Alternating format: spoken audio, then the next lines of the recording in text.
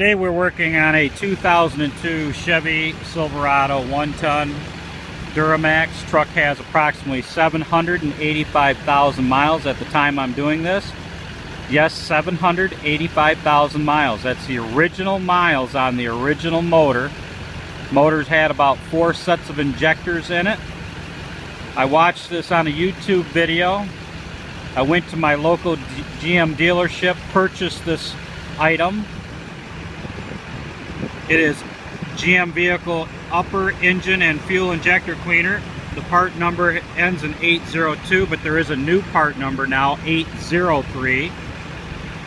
Now, if you ask the GM dealership how you do this, because there are no instructions on this bottle, but it does say, and I repeat, do not use product in the fuel tank. This is a direct injector cleaner and fuel rail cleaner.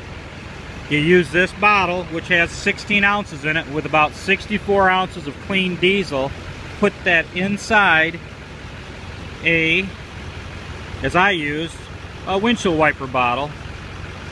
You're going to have 5 foot of 1/2 inch fuel line and 5 foot of 3/8 fuel line, and a couple of hose clamps to tighten those on to your supply and return line. Now, getting back to this, if you ask the GM people in the service or parts how you use this, they're simply going to tell you, and I found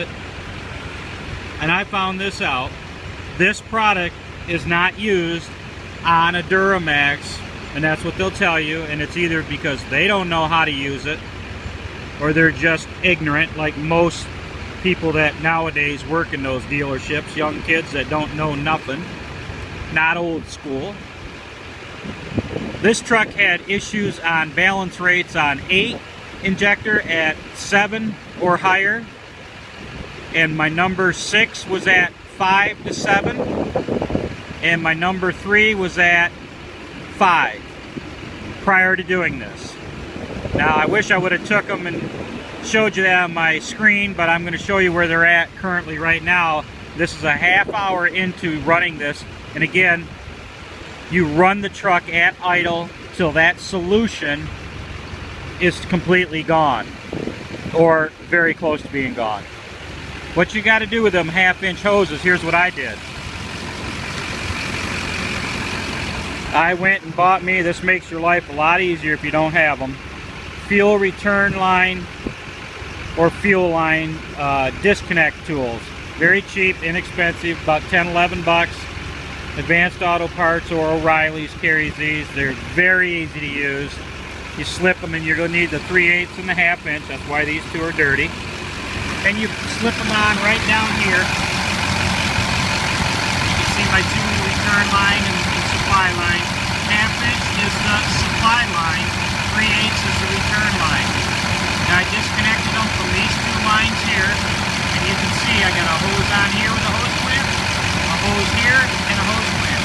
I ran those hoses down through my inner fender well and into this bottle. And in the bottle,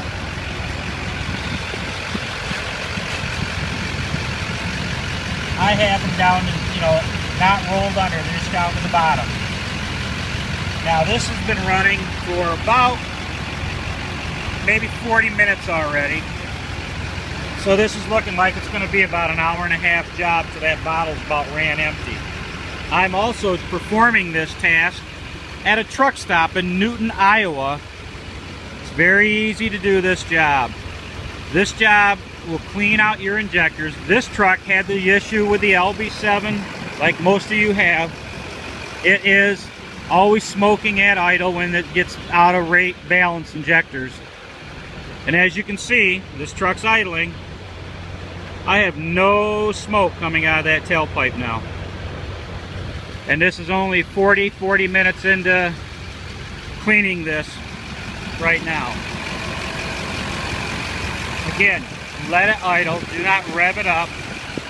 I unhooked those and put the hose in there, and I did not have to reprime my fuel line. So sometimes they say it, you will, sometimes you don't.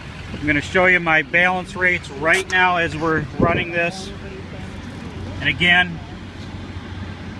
my number 8 was up over 7, and you can see right now where it's running at almost 0. And look at all my balance rates. My number 6 right here was also running high. It was at 5 to 7 in gear and high, 3s and 4 in idle. But that number 8 right here at idle was over 7. And you can see now, this is like, again, 45 minutes into running this solution, and you can see my injector balance rates. I didn't believe this. I watched a couple videos, got on some Duramax forums and read about this. I didn't believe that it could actually work. But I'm showing you this right now. It is working.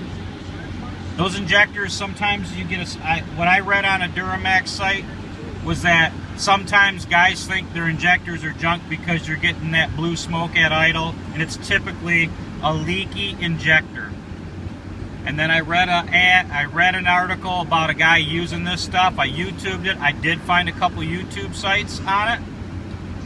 They didn't say, what their truck was doing, but I'm telling you that this truck